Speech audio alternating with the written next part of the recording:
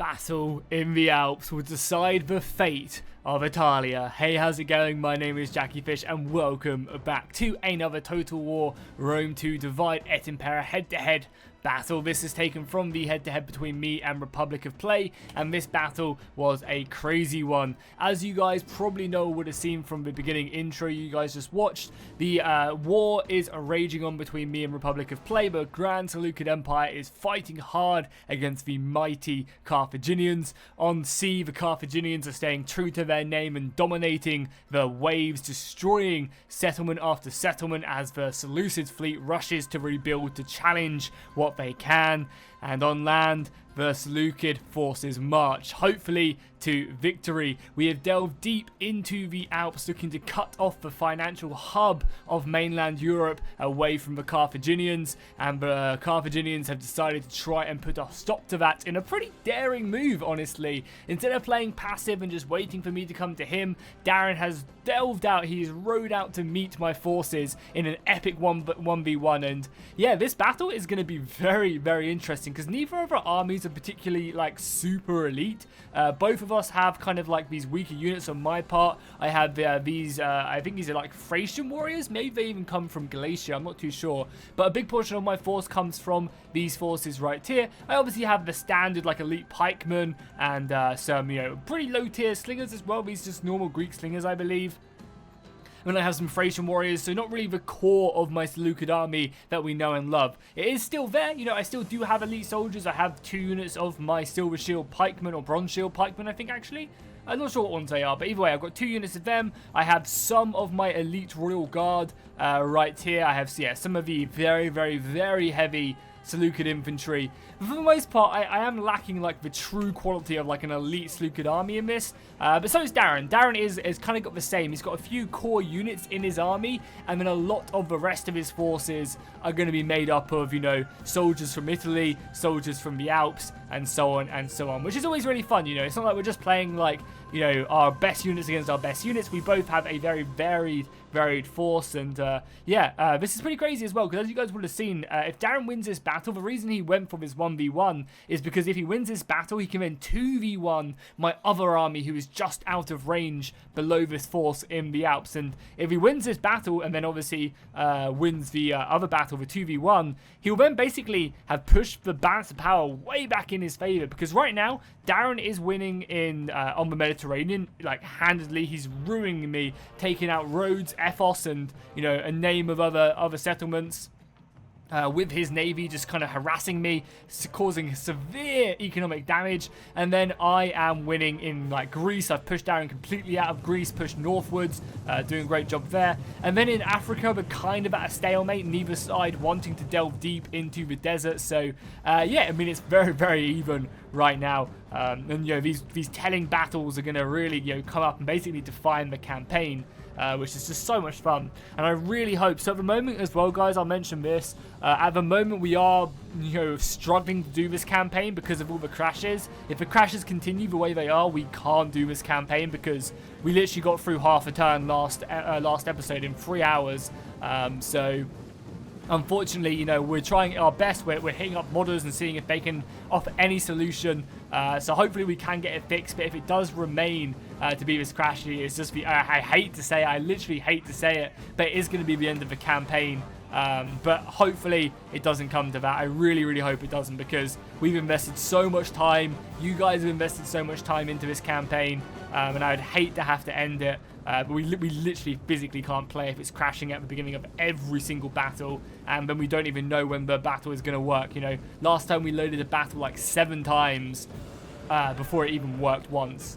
And that just takes up so much time, so yeah, we'll just have to see. As I said, we'll try everything in our power to make it work, and hopefully we can, because yeah, it would be the worst possible outcome to have to, after spending 4 or 5 months playing this campaign, to get to the literal best part of the campaign and then it just all mess up. Yeah, it would just suck so much. But anyway, enough of that. So in this battle, Darren has a lot of his southern Italian hoplites which are reinforcing. These guys are pretty decent, actually. Surprisingly, look at that melee defense right there. 25 melee defense. Oh, I should mention as well that this is a clash of titans when it comes to generals. Both sides have extremely high-ranking generals. I believe Darren's is like an 8 or 9 star, and my general's like a 7 or an 8 star. So I think Darren's general's just slightly better than mine in this battle. But yeah, this is a clash of the titans. For Darren's forces, he has Balearic slingers on his front line, so these slingers are going to outrange my 3 slingers, because I think I've just got Greek slingers. Then on his right flank, he does have the elite Carthaginian shock cavalry. These guys will rip through me on the charge, so I need to be very careful not to fight these guys alone, because yeah, they will tear through me. However, he does have a weaker contingent of more other cavalry, so he just has some basically Samnite horses, and I believe some barbarian cavalry as well from the Alps itself. So these two I'm not really too worried about, but the elite Carthaginian shock cavalry, I really am. He also has a very, very nice contingent of skirmishers as well. These guys will be great at dealing with my pikemen. That's obviously what they're there for, just to hammer away men from Numidia. So it's awesome to see. He also does have some of the very, very, very effective infantry from the south of Italy. Again, 17 melee attack on these guys, 68 charge bonus, 47 armor, and 52 morale is very, very nice. So this unit going into the side of any of my units will tear them apart. Need to be very, very careful on that sphere. So right now, I'm just going to be kind of holding my ground. Obviously, I'm playing the defensive battle right here. I can sit back pretty defensive. Also, look at the stats on these pikemen. Oh my god. 14 melee attack, 20 melee defense. Beautiful. 59 morale. That's actually that high for a unit of bronze shields. I would expect these guys to be a little bit higher, honestly, but you know, it is what it is. You can also see the debuffs his general's applying to my weapon damage right now. There's a huge debuff right there. Very, very scary indeed. So I'm going to kick off this battle. I see Darren moving forward, and I want to try that every volley in this battle is going to count. So I see Darren moving, and I quickly rush forward to engage his Balearic slingers. I know his slingers are going to dominate mine unless I'm careful, or there's not really much I can do about it. So I'm just going to simply be trying to focus down all my 3 slingers onto one of his slingers and hope I can bring them down. You can see they've even got golden chevrons on them as well. So that shot per minute will be going up very nicely. And I'm trying my best just to cause as many issues as possible here by, you know, hammering this Balearic slinger with all of mine. I believe Darren is probably not focusing on mine. He's just trying to hit all of them, I think, which is going to work in my favor. I also decided as well to bring this unit of silver shields outside of the woodland they were currently hiding and just throw their javelin volleys onto the Balearic slingers, because surprisingly, not surprisingly, but these javelins do crazy damage if you can get them onto light infantry like Balearic slingers. So it's actually a really useful tactic if you're kind of wanting to win the missile fight, which I desperately need to do, because if I lose it, then Darren will obviously have dominance at the range and he'll just hammer me and take that advantage off of me. So by bringing these guys up, like, I managed to kill like 20 Balearic slingers, which is huge when I'm fighting against such a heavy missile force, which is just going to outrange me and outclass me. And you can see the difference as well. You know, I've lost about 10, 15, 30 men in each of these units, whereas I'm about to kill one of Darren's units, which is just so huge right now. So I'm going to cut his missile force down to, you know, under 30 right there, and that's going to completely wipe out that unit. So really nice work. Darren then realizes, I think, that he's kind of losing this missile fight, so he's going to then change his focus all onto one unit and trying to slaughter that, and his Balearic slinger is going to be doing much, much better. But then immediately I'm going to be going straight after this. I do just kind of try to spread my fire. Maybe I shouldn't have here. Maybe I could have just quite easily have just, you know, focused that down, try to take out this unit on the right-hand side first, and then move on. But I kind of feel like at this point, we're probably going to trade pretty evenly with missiles. Yeah, I realized my mistake, and I'm like, yeah, I'm actually losing my central unit. I should probably be careful. Bring up my general as well, the elite Hypasus right here, forming up, ready to, yeah, try and do anything to keep this unit alive. But it does unfortunately break as the missile fire does continue to pour in. And yeah, you can see as soon as Darren started just to focus down one unit, he melted them with his superior rock-throwing capabilities. I'm not really sure why these Balearic slingers are so good. They're just natural-born slingers, I guess. Maybe they're firing better projectiles.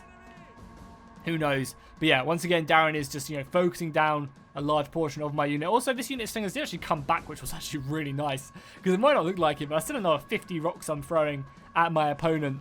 Darren is also overloading this left-hand side But obviously, you know, with the forest here, I'm allowed to kind of, not red line, but I'm allowed to defend, like, kind of close up to a red line because we've got a defensive position right here, a forest. So, you know, we've both done it loads of time. That does kind of nullify his cavalry. You can still use cavalry on this flank, but it's going to be much harder to do so. But obviously, I wanted to utilize the forest, especially in a game where he does have missile superiority. And as we're starting to trade now, Darren is kind of winning the missile fight, but he is, you know, not going to be able to do much with that missile fight.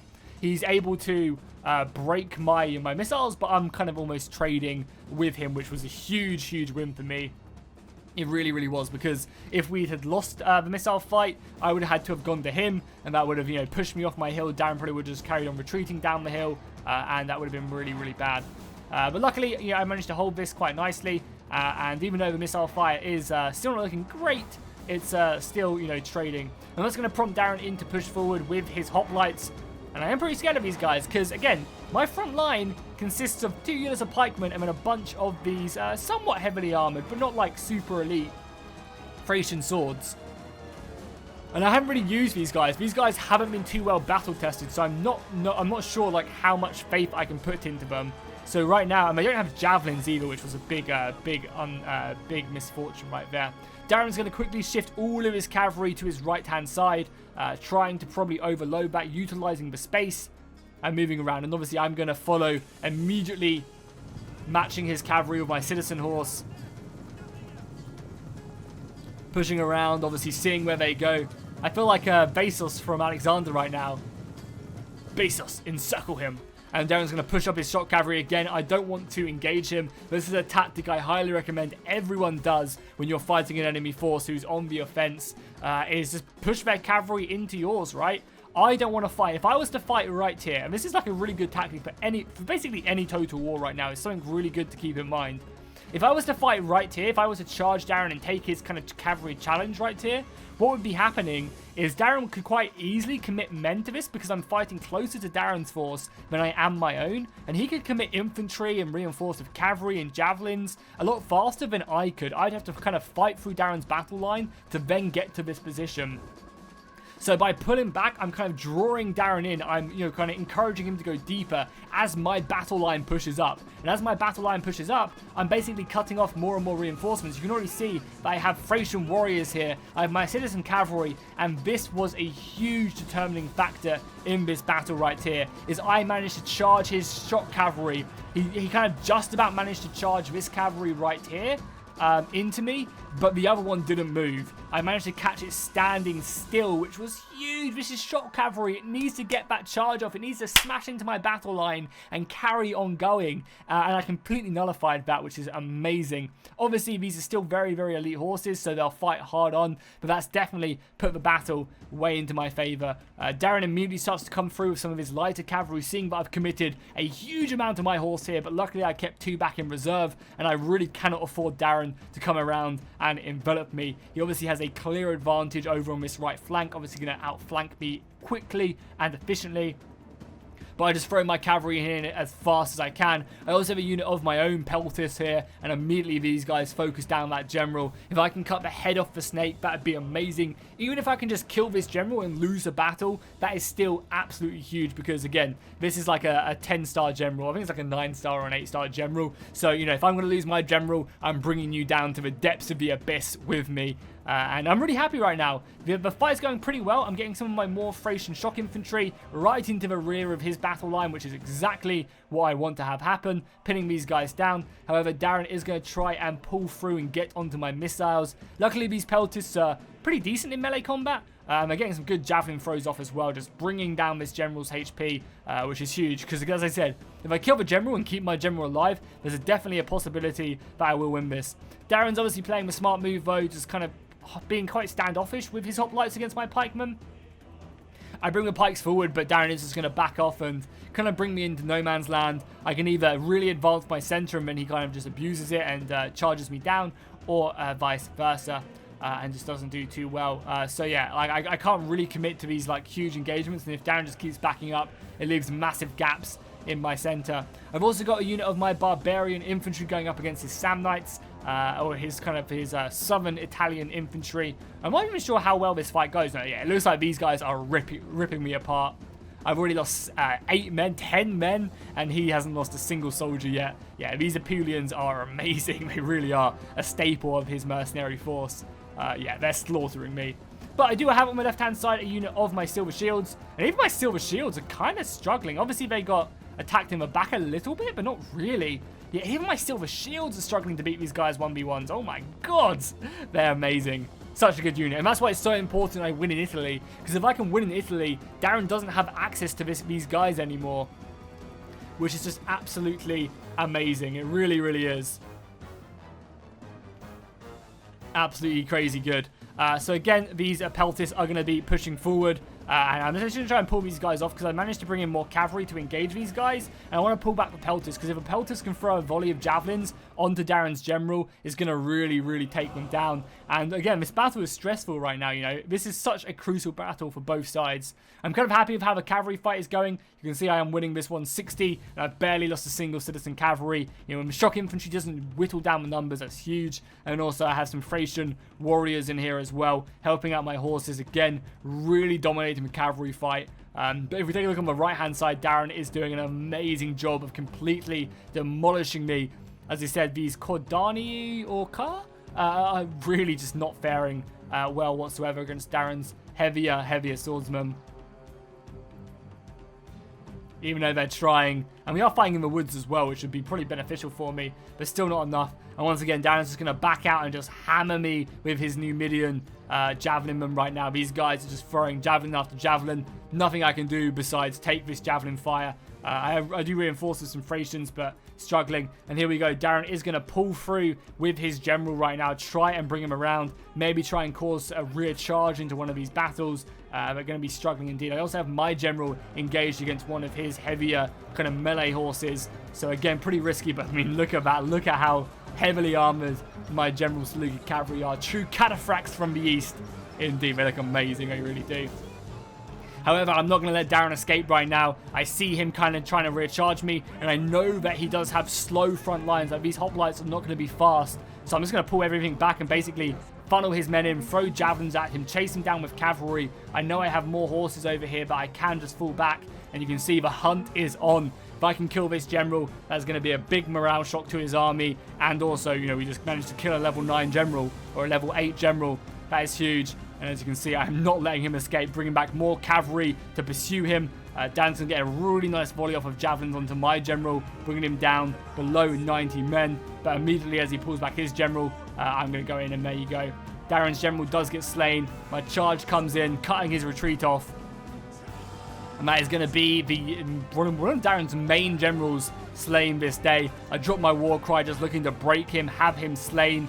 And really happy with that. I also then detach my unit of cavalry who are fighting a weakened unit of shock cavalry and go flying into the side of this. And all of a sudden the balance of power is starting to move in my favor. More cavalry reinforcing over and looking great. So, I mean, that was a huge move right there. Winning that front line was just so goddamn important. Winning that cavalry fight, which realistically I had no right in winning. I managed to claim that, and yeah, it's going to be huge because right now, you know, Darren's infantry is chopping me apart. I still can't believe these Apulians are beating my elite Seleucid Royal Guard swords.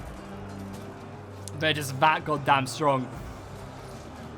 You know, there is a very, very few things to say. But the Seleucids completely outclassed the Carthaginians. That definitely is not the case whilst Darren has access to them. I also have a unit of my Thracians in the center engaging the Hoplitai. Darren's forces right here. More soldiers being brought up and engaged upon. We've got infantry clashing forward. Hoping for the best right there. And you can see Darren has completely enveloped me right there. He's got a unit of his Numidians around the side and just diving in through the dense forest, hitting the back of my guys. And yeah, you can just see this infantry good unit is actually okay.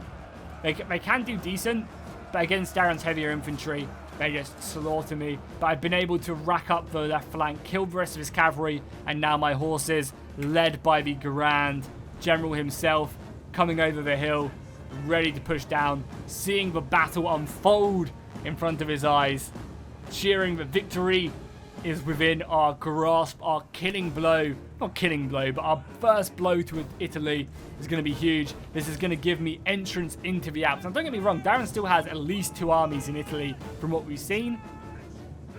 But this battle is going to be big. We needed to win. We really needed to win because Darren has been dominating the past couple streams with his superior navy, causing, you know, tremendous economic damage, harassment, battles behind enemy lines.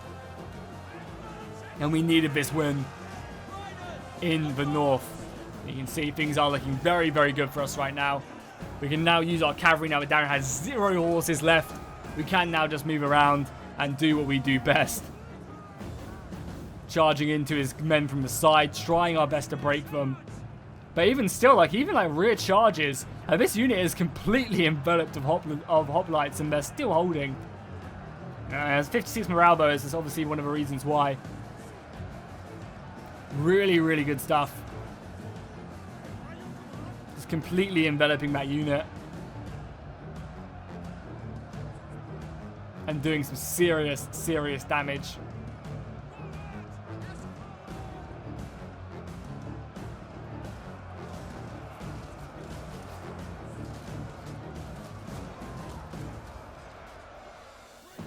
Nice, nice, nice. Some more reinforcements being brought around now. And yeah, look at this again, completely surrounded, and I'm breaking right now.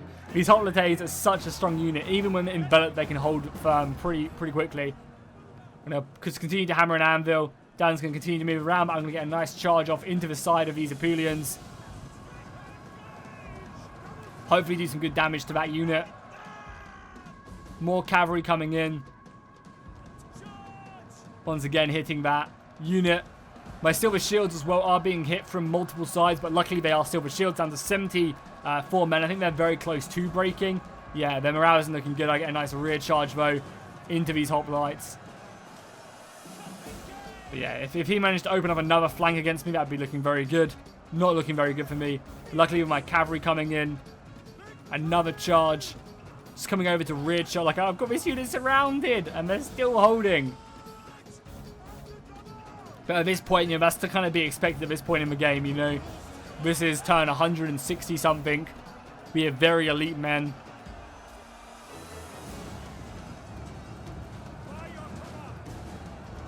And very elite generals as well.